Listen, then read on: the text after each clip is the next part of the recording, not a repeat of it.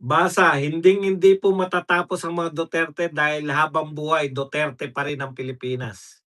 At maganda po nito, matuto na po tayo sa kasalanan natin, sa kasalanan, matuto na bakit ba kasalanan? Matuto na po tayo sa kasaysayan, 'di ba? Na 'wag na po tayong boboto ng hindi po inendorso ni VP Sara. Kasi po pagpatuloy po natin iboboto yan, si Rapi Tulfo na naman. Breaking news, NAIA Terminal 3 sold for 48 billion. Grabe 'no, mamaya po alamin ko yung detalye niyan para may balita natin na maayos. Kailangan talagang pangunahan na ni VP Sara ang people power dahil siya din ang humikayat sa mamamayan na iboto si BBM. Alam mo, Rosary, okay lang sana kung ito, pagbigyan natin kayo. Nanawagan ng people power, tapos hindi natuloy dahil wala namang militar, wala namang ano, walang tumalima na mga business sector.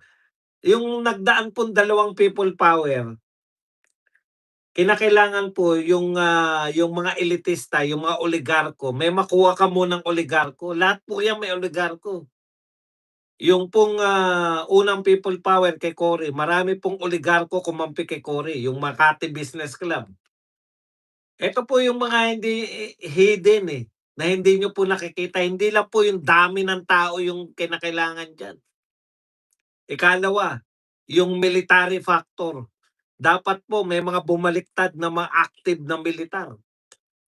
Sa unang people power, meron po yung pong, sila Enrile, sila Gringo Nasan, itong po sila Fidel Ramos, oh, mga kilala po, hindi po simpleng mga militar 'yan.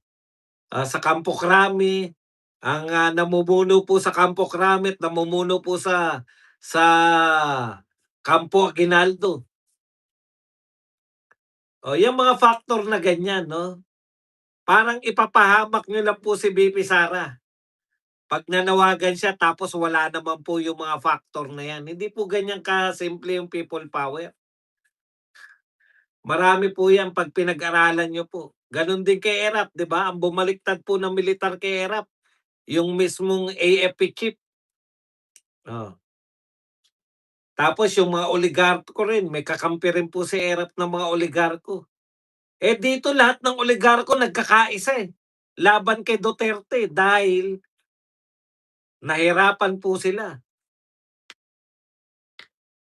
Kaya hindi po basta-basta yang mga people power. Nakita niyo po ba yung mga ano, hinihikayat, mga nanghihikayat ng mga yun po ang ikatatagumpay niyan, eh. Hmm. Kaya hindi po yun wala po kaming pakialam sa inyo. Hindi po namin kilala si Joel Villanueva. Kahit na anong sabihin niyo sa'min na may konklusyon na kami. Ito po ay tunay na laban. Sasabihin mo sa'min hindi namin kilala. Kinakailangan pa ba namin lahat ng babanata namin kilala namin personal? Napakasimple lang yan, babaliktad, oh, anong tawag namin diyan? Hindi kami naglihim dito. Sinabi namin kung pinagtatanggol niyo talagang ganyan ang buhay.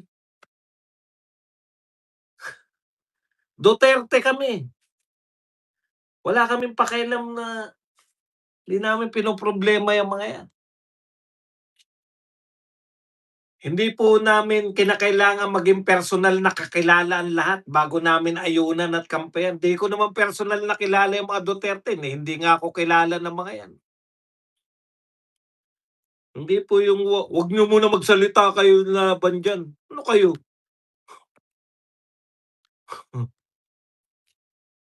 panay palusot pa nga, okey pa nga sa'min na, dahil ako'y naniniwala kay Sherwin Gatchalian kaya ako babaliktad. Pero yung sasabihin ninyo na hindi niyo kilala si Joel Villanueva, bakit namin kinakailangang makilala ng personal pa yan?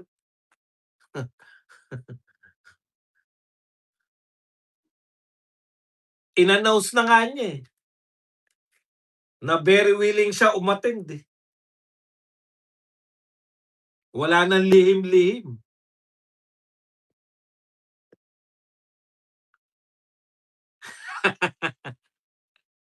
Iyak na mga didilis. Bakit naman kami iiyak? Bakit? Bakit kami iiyak? Mahihina na nga bokabularyo niyo, pati ba naman mga emosyon niyo konti pa rin? Puwede ba magalit lang kami, hindi kami umiyak? Dalawa lang ba ang kaya niyo, tumawa at umiyak? Hindi kayo puwedeng magalit, hindi kayo puwedeng magbunyi, walang gano'n, walang pagitan? Parang sa tenga niyo 'yan, eh. Walang laman yung pagitan ng dalawa niyong tenga, kaya hindi niyo naunawaan ang marami naming sinasabi.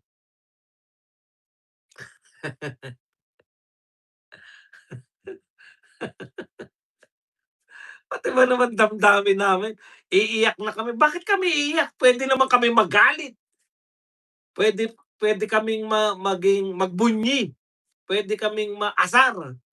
Marami pong damdamin. Kung kayo po dalawa lang, iyak, tawa lang, bokabu konti na nga ang bokabularyo niyo.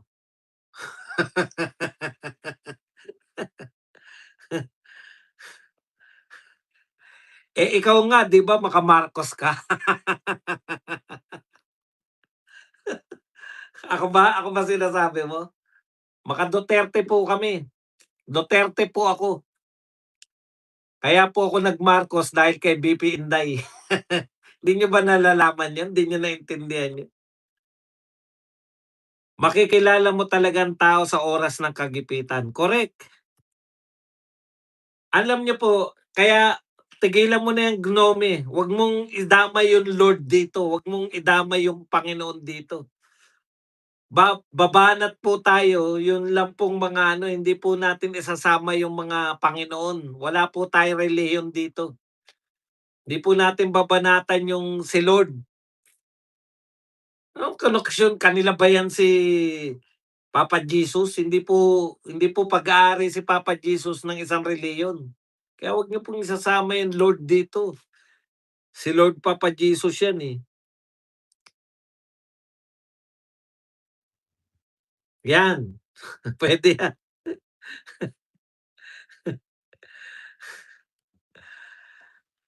Kap Jill, JIL ka rin ba? Wag na magbanggit ng relihiyon, boss, tama ka.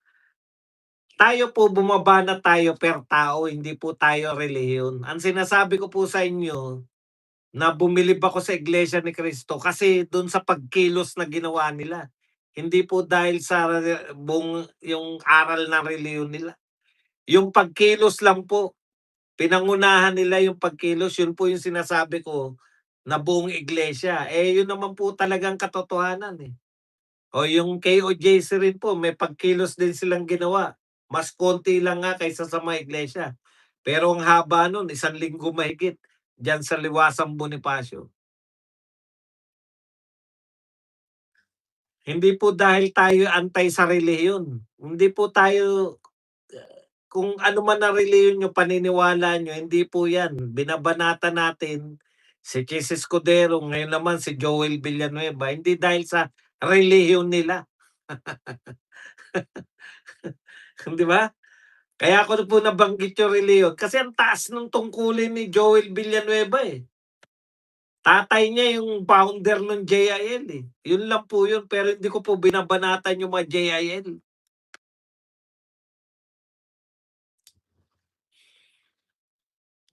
May pa-lord-lord ka pa pero yung amo mo minumura ang Diyos. O kita mo hindi mo naman alam kung bakit minura.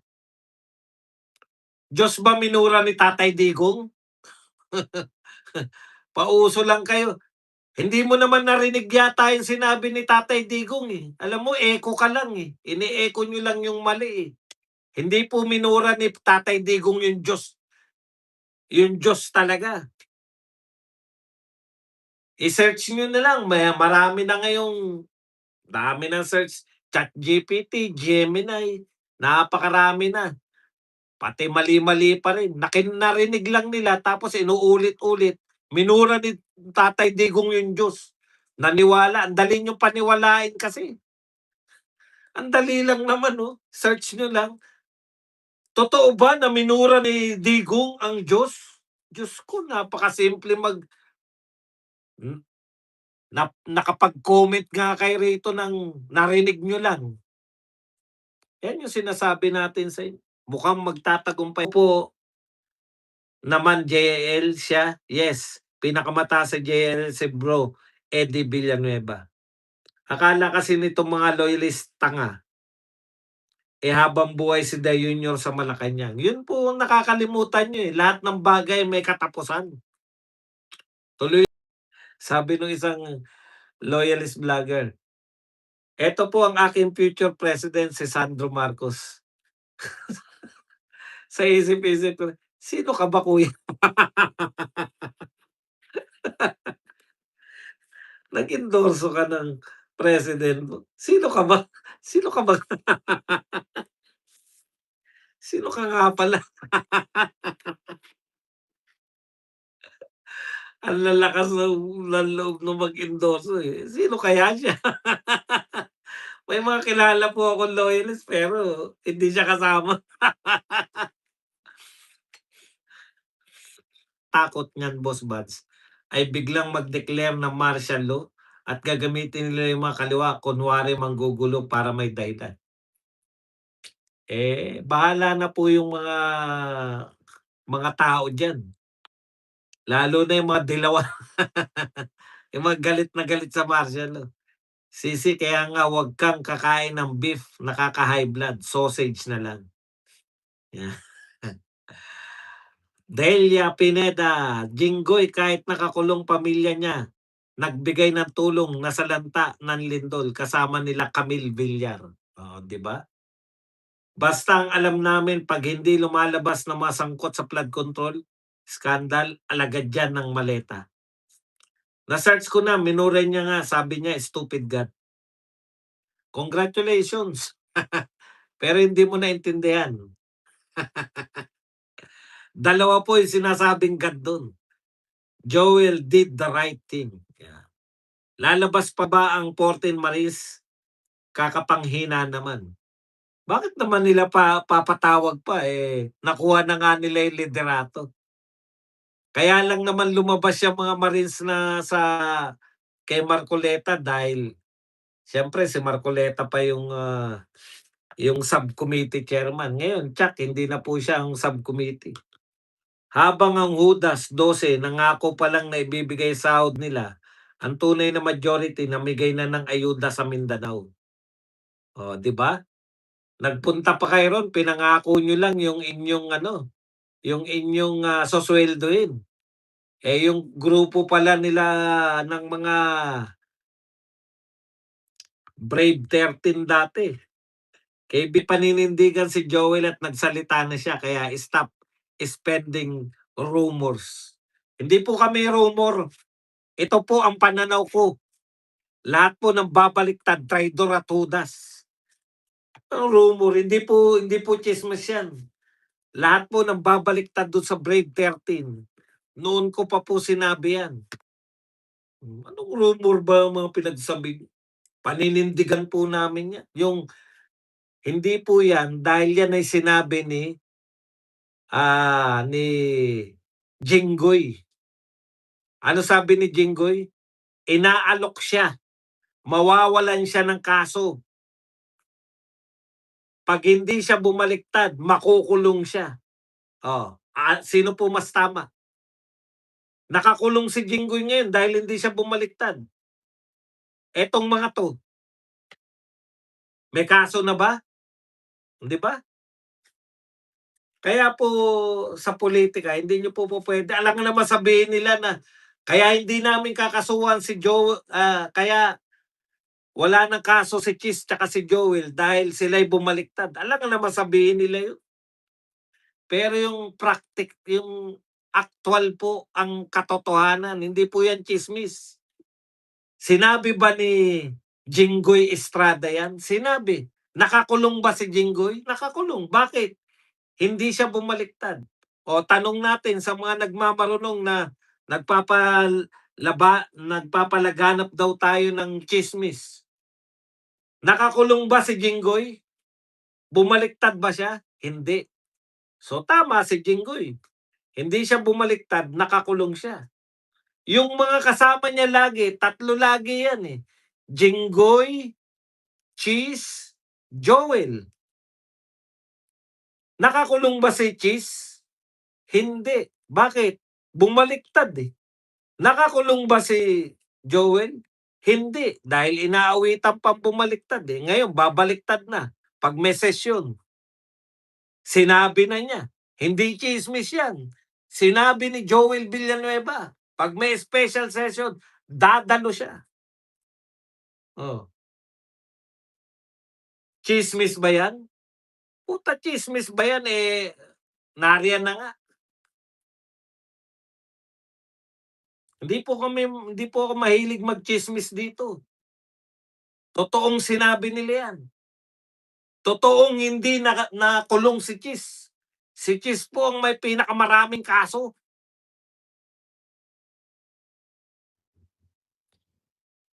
Kaya wag niyo kami sasabihin dito na tsismis lang 'to. 'Pag sinabi po at napatunayan ng tao na nagsalita na totoo, o nakakadalawa na pong totoo. Kaya mas kapani-paniwala sa'kin yung aktuwal kaysa yung mga maniniwala ka diyan sa sasabihin ng mga 'yan. Kaya atin ako ng session, tama na yung mga away-away, tama na yung kung ano-ano, utot niyo. Anong batas yung sinasabi ni BBM na ipapasa nila na kinakailangan na special session?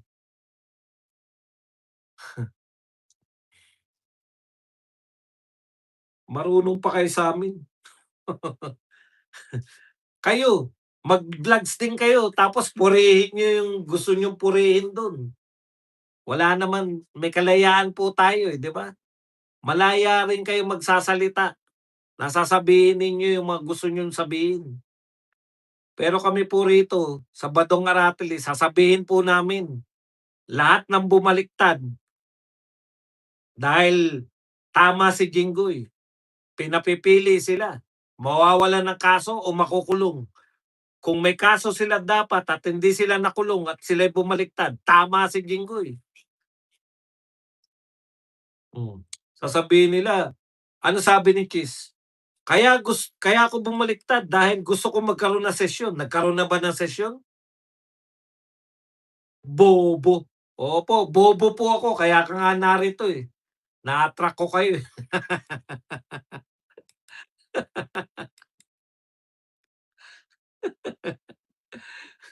Sabi ni Miguel, bobo. Eh, 'di ba Miguel kaya ka narito? Dahil akala mo bobo nga ako, oh, 'di ba? Gano'n talaga.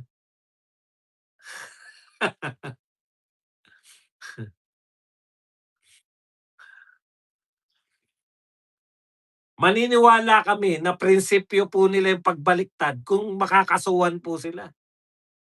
Putya, mawawalan kayo ng kaso tapos prinsipyo pa yung pagbaliktad.